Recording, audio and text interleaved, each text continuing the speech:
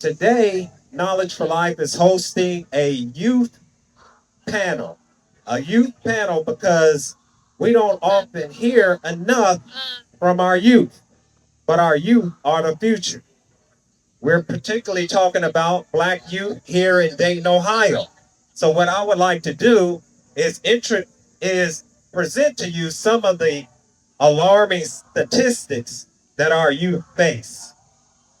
Suicide rate among Black youth in Ohio have doubled since 1999 and 2020, from 6.8 to 12.8 per 100,000 people.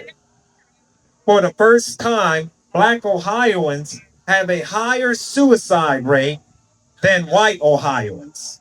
The Black white wage gap is wider and widening, and Black residents frequently die younger than their white counterparts. Dayton ranks poorly compared to other metro areas in terms of opportunity and equity for Black children. Now, Black residents only make up 13.4% of Dayton's Black population, with the highest concentration in the western parts of the city, which means we're already segregated. All we got to do is just come together. That's all we got to do. All we got to do is come together, pull our resources, and build something for our youth. Dayton has a diversity score of 72, indicating moderate racial diversity, but many neighborhoods remain racially segregated. So with that, I'm going to turn the mic on over to Sister Kenya Akbar and Sister Jamaica Harrison. And Sister Kenya, she is part of New Era Date. She does a lot with young people. And if you go on her page, you will see her with a band of young people around her. Same thing with Mika. So, Sister Kenya, come right on up, and I'll turn the mic on over to you, and we'll start the program. How's everyone doing? All right. Somebody said when they ask you how are you doing, say it's happening. It's happening. How many of you all know that when we continue to do the same thing, we continue to get the same results? If people are continuously asking you how are you doing and you're continuously telling them that you're fine, but tragedy and trauma continues to happen, then that's the definition of insanity. So when people ask me how am I doing, I tell them it's happening. It's happening so that they can then ask me what, and I can tell them everything that I've ever imagined or dreamed. Because our dreams and our imaginations come true when we put action to word. All right? Action to word. So today I am very interested to stand with my sister, Jamaica, and to find out from these youth today what their dreams, what their imaginations, what their visions, what their ideas consist of in this climate that we live in. So you ready to kick it off, Jamaica? Yes, ma'am. All right. We're going to start off with a topic that is directly applicable to the young women on our panel today. Our question is, to start, what do you think about the state of the youth in Dayton, specifically us, the Black youth? And we can, if it really, really hits you hard, you can go first. And if you got to think about it, you can go last. But let's first find out your name. So when you give your response, give me your name, maybe age, and tell me what school you go to.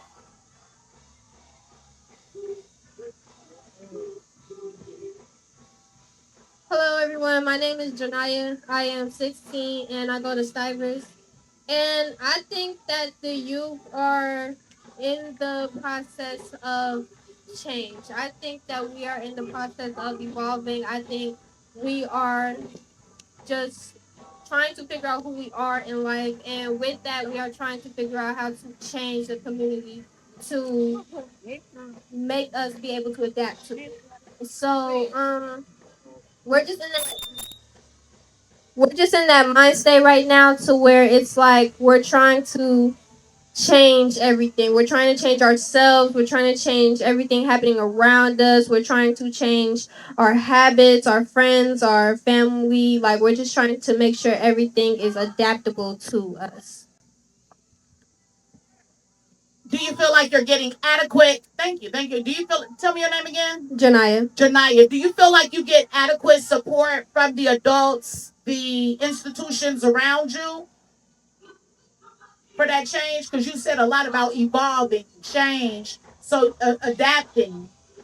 I feel like it's a process for all of us because as adults then they are kind of still in the mindset of their change from their generation, from their time. So it's taking them a little minute to get used to the new adaptations, the new change, and oh, well, this is what's going on now with the youth, not, from your generation.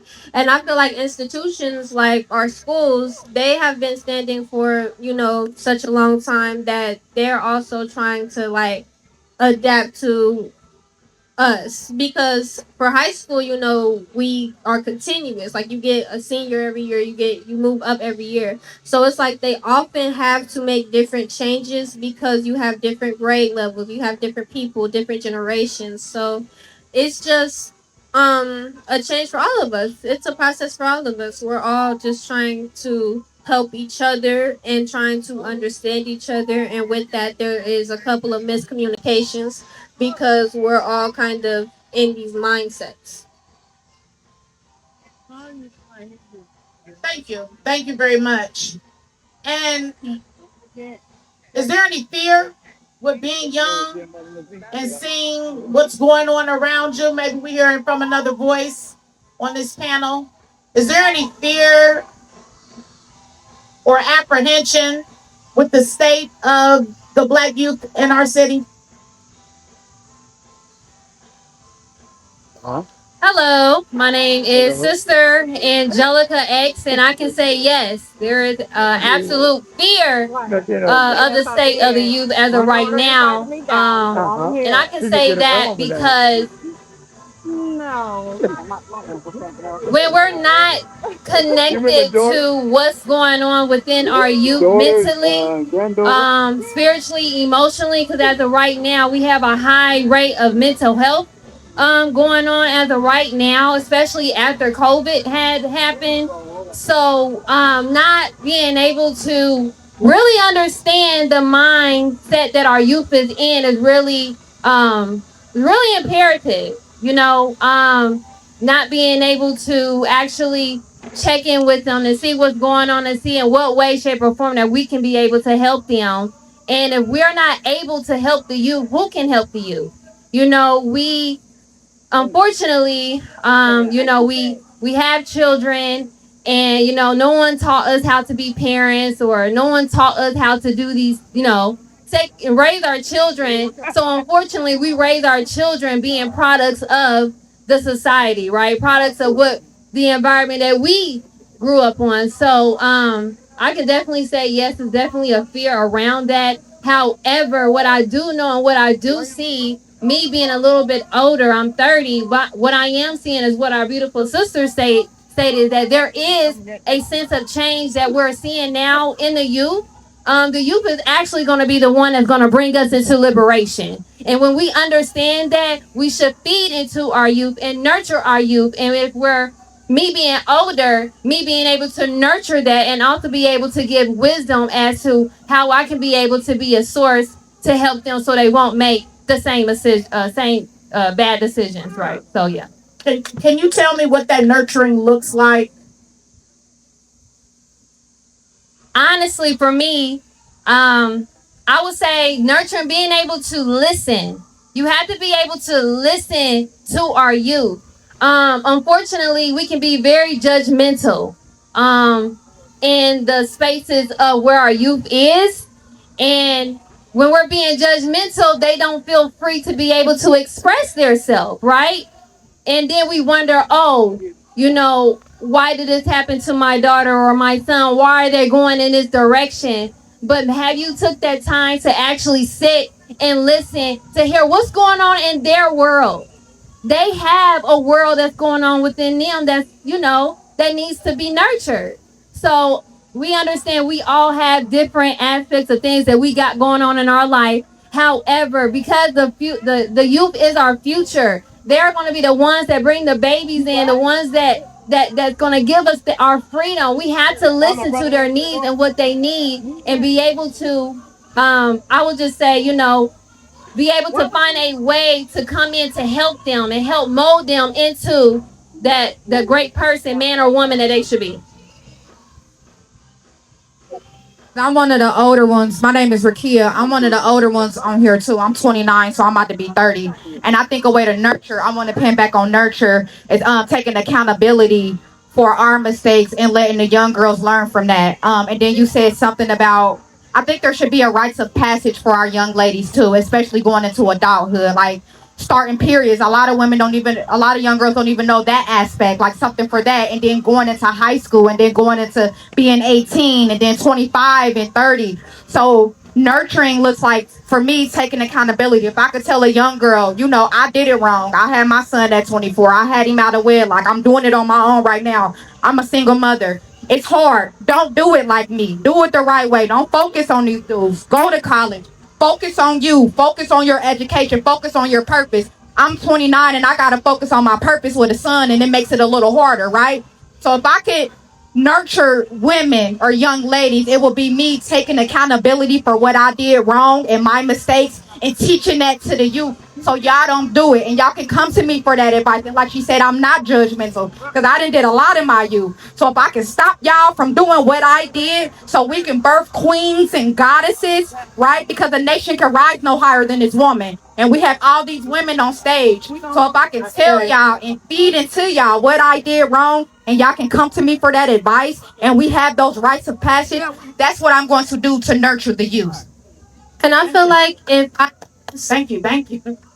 just piggyback off of her, I think that there should be some type of rite of passage, because it's not only the fear of what's going on around us, but it's the fear of ourselves. We don't know what we are capable of yet. So we're just finding out all these new things, and change is scary. New is scary. So it's like we're scared of what we're capable of. We're scared of what abilities that we don't show. We're scared of what abilities that we do show. We're scared that we might not even reach the abilities that we want to show.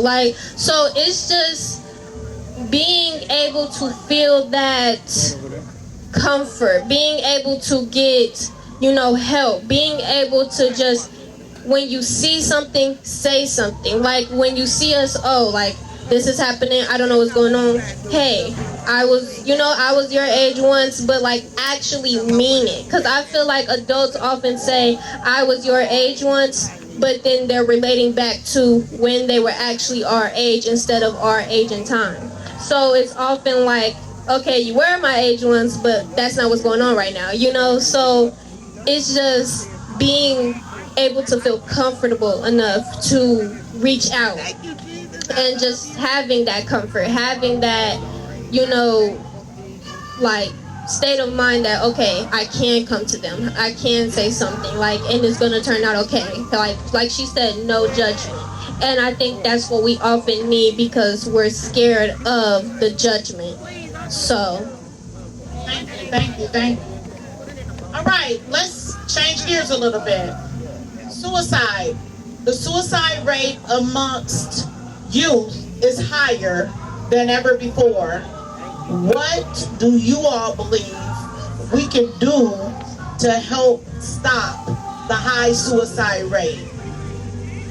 I start with my name first? Definitely.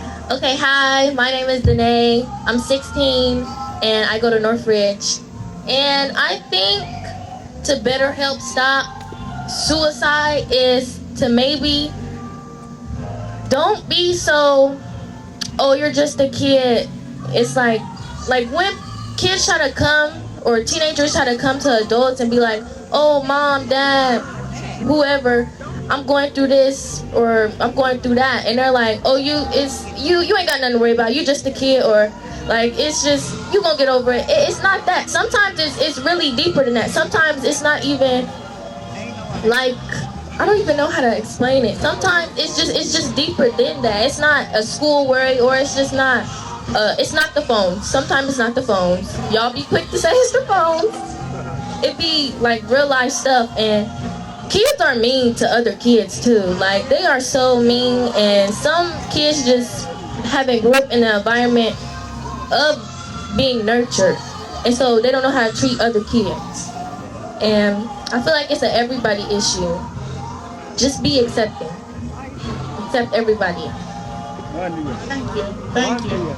I feel like, so with all of the recent suicides in our city, I feel like there's always signs. Like, I feel like there always is some type of way that they're showing us, like, I'm crying out, I need help, like, I'm at my limit. So I feel like just hearing them and just being like self-aware, just being very mindful of what everybody is going on, being observant, making sure that you're actually paying attention, like just checking in, and just listening to us, because as he said earlier, suicide was never even talked about at first. Since it wasn't talked about, we're scared to talk about it, because we know like that's a very touching topic. We know it's a very hard topic, and we know like not everyone is going to come to the exception that it is real and it is happening. So I feel like just listening and actually like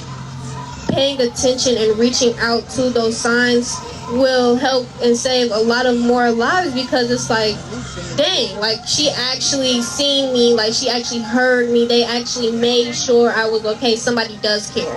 Because often when you think about suicide, they think that it doesn't matter, their presence doesn't matter. So just the fact that you're making them known and making them heard and seen, then I think that will mean a lot, and it will like take the situation down 100 more notches.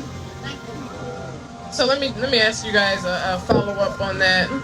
When I look at our community now, and I think about, because sometimes people don't feel safe talking to their mom and dad directly, what additional resources are missing in the community to help you give you the outlet of access to more people that you may feel comfortable talking to? Because for some people, it's not always mom or dad. It might be a coach. It might be somebody that works at the store, recreation center. What do you feel is missing to give you guys more outlets to express yourselves? One of you young ladies we haven't heard from. Hi. I don't think it's on. Hello, my name is Eva Wilson, and I go to Cybers. I feel like, I'm sorry, wait, remind me of what you just said. Oh, okay, wait, no, I got it. Okay. So I feel like getting that one-to-one connection with somebody.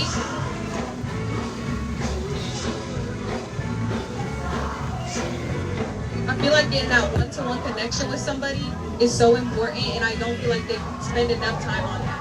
Because sometimes you'll just be like, oh, go to the counselor, go to this person. But personally, even some of the counselors at my schools I've been to previously, they haven't really tried that type of connection. They can help you school-wise, but they won't help you emotionally-wise. And sometimes that's where you really need it the most. Because some people can't, like, they don't trust their parents at home. My mom has always been there for me. She's always nurtured me to do the best I could. But I know that some of my friends are scared to go home and scared to. This one? It's on? Yeah. Some of my friends have been scared before to go to their home and speak to their personal family because of what they go through every day. And I feel like having that personal connection at school and having somebody that they could go to in their community is something that's really important and that every child should have, in my opinion. I feel like it is, to piggyback off of what she said, it's a trust barrier.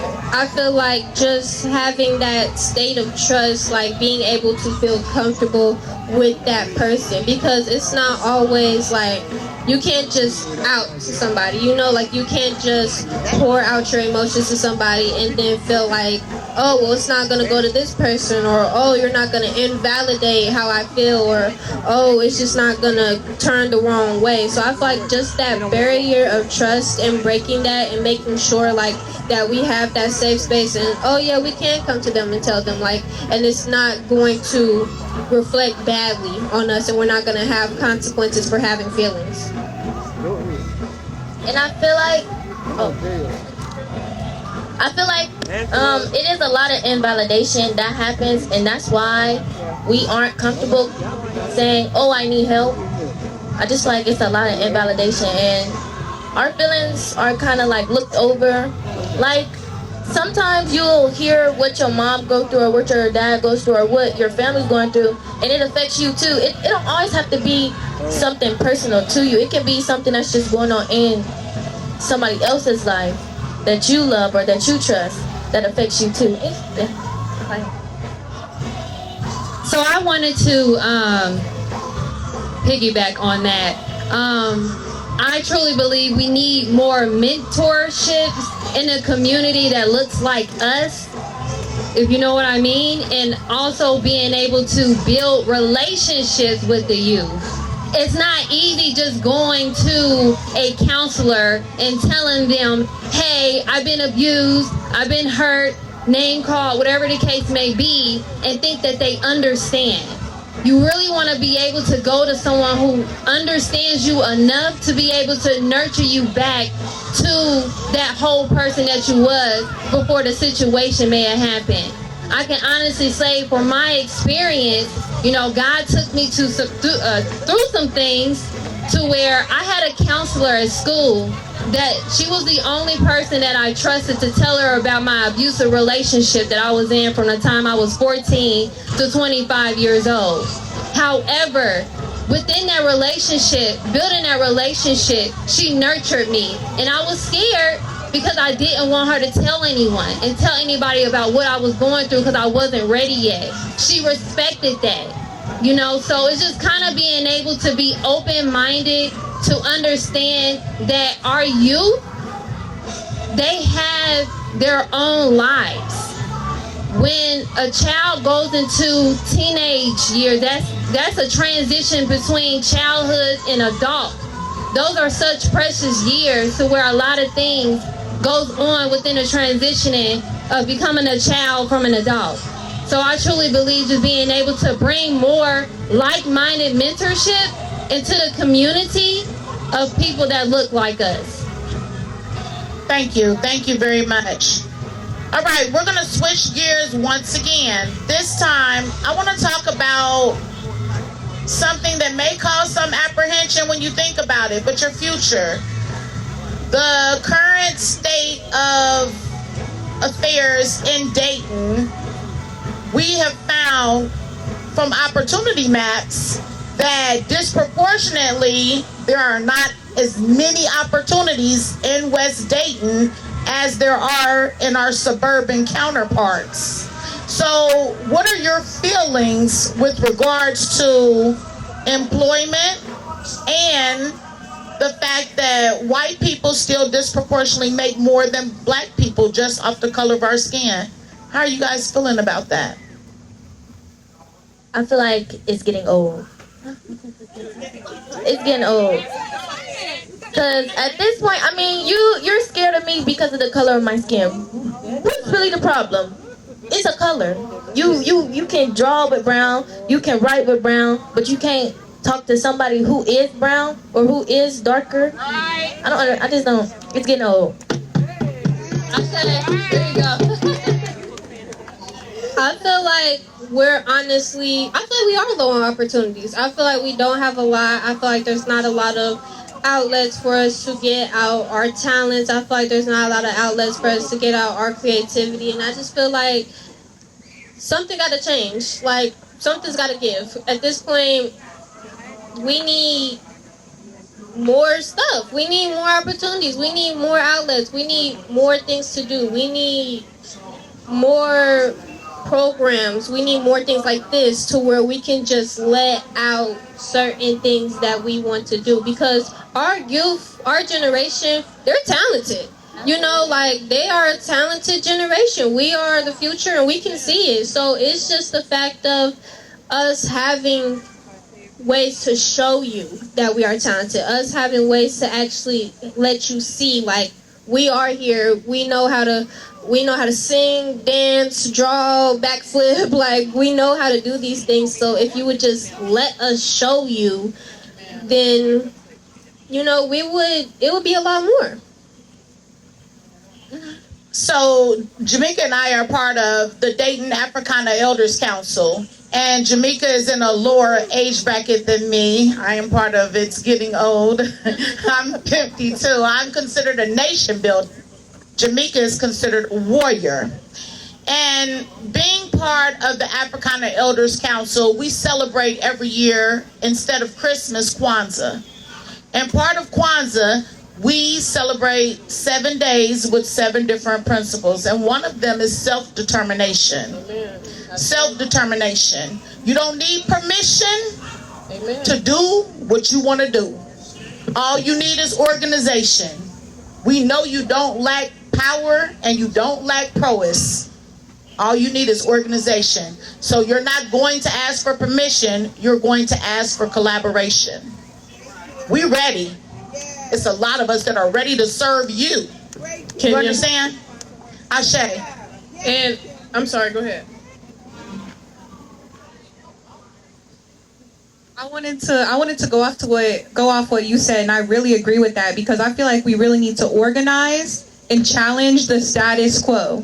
Challenge the status quo, because Ashe. organization and collaboration cannot be more important. Having resources, having that networking from other people around your community could not be more important. And I really just wanted to say I completely agree with what you're doing right now. So I'm just curious. I'm gonna ask this question because make sure there's no biases or conflicts of interest. How many of you ladies attend Dayton Public School? All right, so I am going to offer these young ladies to work in collaboration with me on my campaign, so you can use your gifts and your talents to see what this is about. Now, y'all gonna learn about all the candidates. However you vote is how you vote, or how you guys want to do. But I want to put your talents to use. So if you creative, if you're want to help with the issues, y'all gonna work with me. Yes, sir. Yes. I mean, you gonna help? Are y'all ready? Y'all gonna do it? And they gonna get paid. And they're gonna get paid. Ashe?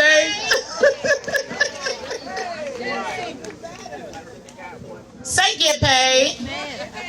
All right, so I'm so glad that you all are so powerful and that you're up here participating in this panel.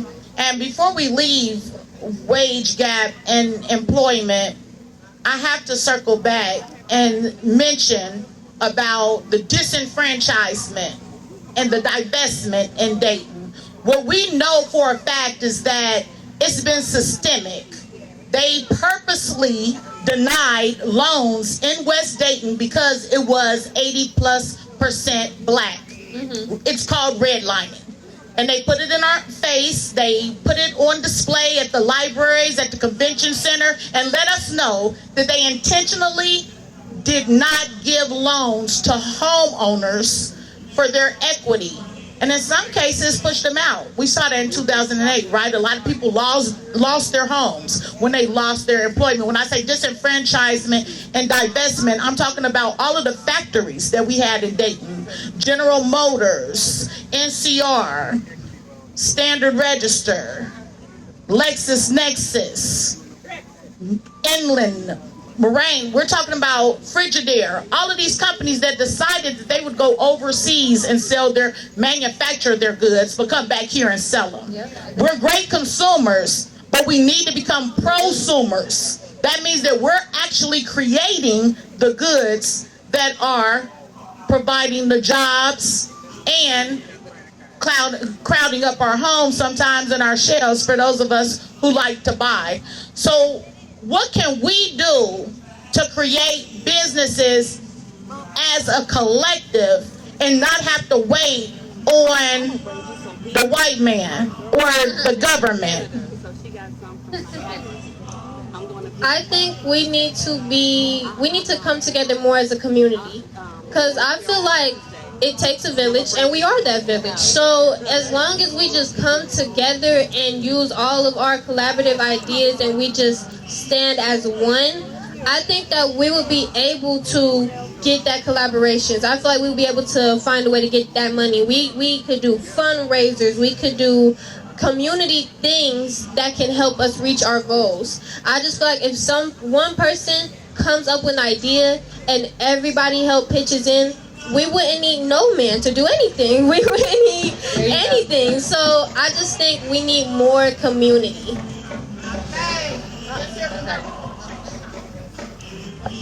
I wanted to piggyback off what she said. It really does take a village, and that's something my mom has always told me. She is a single woman, a single mom, and she has raised 3 kids all on her own, and it really does take a village.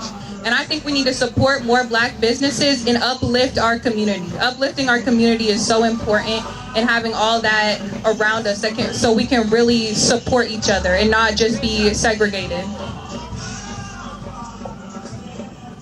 Okay. So I just wanted to, because she had to say that. You want to say something about this topic? Hi, my name is Savannah Smith. Savannah. Yeah. We really do need to come together, because a lot of people are scared to come together because they don't know what's going to happen. But honestly, if we come together, we'll be more powerful than what we think is going to happen. We'll be ready for it. We'll figure out something, because we always do. And and it really does take like a whole village, because if it doesn't, then there's going to be pieces missing. So it does take everybody to come together and do things together. So when you say scared, are you speaking of Black Wall Street? Are you saying like Tulsa, Oklahoma? Are you saying when we become great, someone outside entity comes in and seeks to destroy us? Yeah, they'll try to like break us down. So that's why coming together, we'll be able to like figure out ways to go around that, because really they're just obstacles that we can take together. You find it interesting that you never studied about Black Wall Street in school? Yes, because yes, we do talk about Black history, but we don't talk about it enough. We don't go really into deep. They talk about slavery, they talk about all that, but they don't talk about how the effects of it coming down. Like there's things that they haven't talked about that we really should have. So yeah. No, I thank you, Savannah, and I think you make an excellent point. We don't get enough. I mean, every year just MLK, Rosa Parks, W.B. Du Bois, the usual suspects, but what about some of those things that happen that really could help shape our future? We're talking about 6 private airplane, like private airplane owners. We're talking about 30 banks. We're talking about 65 grocery stores. We're talking about 9 lawyers, law firms. So Black Wall Street was a very powerful place, and it does do something to us mentally. Like it's in our DNA almost, that we have this fear of being great, that someone's going to come and bomb us or take over. But I do believe that currently we are in a state where we can protect our own. We've learned like from that situation, and we have what it takes to be able to flourish and grow as a community. Thank you, Savannah, so much. So once again, we're going to switch gears and let's talk about, as we speak on greatness, education. I would like to know what you all think about the current state of education. All right. I see those gears turning. Let's go. Let's go. That was the question you were waiting on. A little bit. All right. Okay, I feel like they're teaching us, you can't teach everybody the same thing. Everybody doesn't learn the same way, and sometimes people can't focus in school because some of the stuff we learn is just uninteresting. Like, okay, I get we gotta learn math. Okay, that's cool. I get we gotta, speak English. We gotta go to English. But history, social studies, government, all that, I feel like it should be stop teaching us the basics. We always get taught the basics. When we get into the real world, what we gonna know? The basics. We need to go deeper into it. We need to know, I don't know how to do taxes. I need to learn how to do taxes. Teach us how to, like, be an adult. We need help. That's powerful. That's powerful. I hear you saying that. Or do they still have home ec? I mean, how can we not have home ec? Like, that was a very, very important part of our education. Home economics, basically, you learn how to wash dishes, you know, how to sew, how to cook. A lot of things that you need to know about adulting. But again, I think it goes back to we can't wait on someone to do it, what it is we need. We have to do it ourselves. And we do hear you all loud and clear. This is not a forum for just talk. We plan on taking action. I feel like they are so busy teaching us by the system. They're not teaching us by culture, they're not teaching us by generation, but they're teaching us by the system. So as she said, we're learning the basics, but is it really the basics if we go out into the real world and we're still confused about things we don't know? So it's just like, it's not the basics. They need to teach us deeper. They need to teach us differently. They need to teach us, like, in math class the other day, I was learning the same stuff that I learned last year towards the end of the year. And I was just sitting here looking confused, like, I don't already learned this. Like, and then everybody, like, especially in school, says, oh, we're preparing you for college. We're preparing you for adulthood. We're preparing you for the real world. But I feel like we're already living in the real world now, and we're learning more from that than we are from the actual schools.